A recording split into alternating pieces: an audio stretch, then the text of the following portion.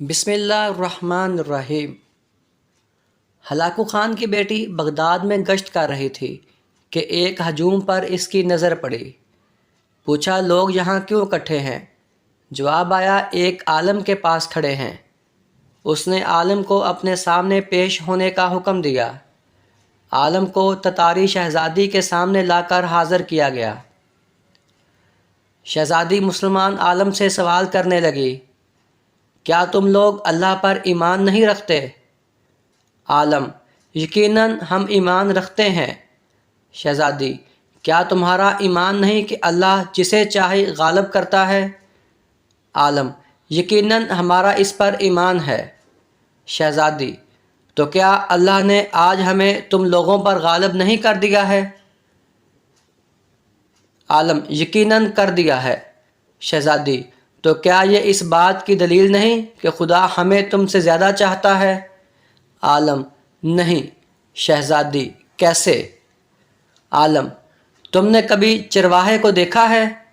شہزادی: ہاں دیکھا ہے۔ عالم: کیا اس نے اپنے ریوڑ کے پیچھے کچھ کتے رکھے ہوتے ہیں؟ شہزادی: ہاں رکھے ہوتے ہیں۔ عالم: اچھا، تو اگر کچھ بھیڑیں چرواہے کو چھوڑ کر کسی دوسری طرف کو نکل کھڑی ہوں اور چرواہے کی سن کر واپس آنے کو تیار ہی نہ ہوں تو چرواہا کیا کرتا ہے؟ شہزادی: تو وہ ان کے پیچھے اپنے کتے دوڑاتا ہے تاکہ وہ ان کو واپس اس کی کمان میں لے آئیں۔ عالم: وہ کتے کب تک ان بھیڑوں کے پیچھے پڑے رہتے ہیں؟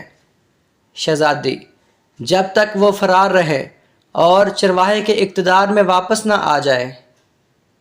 عالم نے کہا، تم تاتاری لوگ زمین میں ہم مسلمانوں کے حق میں خدا کے چھوڑے ہوئے کتے ہو۔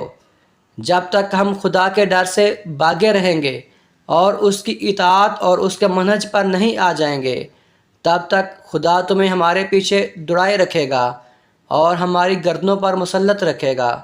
جب ہم خدا کے در پر واپس آ جائیں گے اس دن تمہارا کام ختم ہو جائے گا۔ آج پھر وہی حال ہے۔ آج پھر کتے ہم پر مسلط ہیں، اور جب تک ہم واپس نہ آ جائیں اسلام کی طرف تب تک ہم پر مسلط رہیں گے۔